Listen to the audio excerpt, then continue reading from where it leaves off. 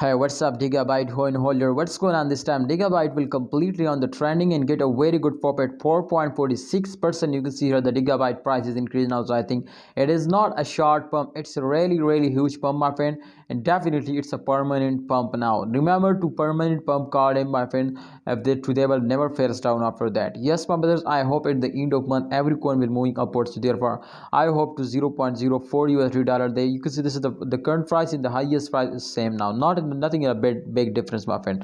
So therefore, please try to understand, my friends. To I hope Digibyte will hit now easily 0.1 USD dollar, my friend, just in only in a few days. But if they will get a profit now, like 5%, my friend, 5% to 10%.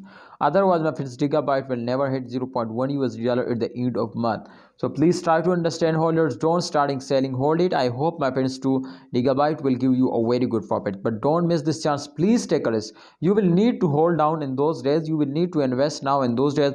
If you are starting investing, then absolutely the market cap is increasing. And when a market cap is starting increasing, so definitely the price will be pumping up and the price will be increasing. So therefore, my advice for all of you to please hold down and please invest now if you have any plan. See you next time. Please like video and don't forget to subscribe channel.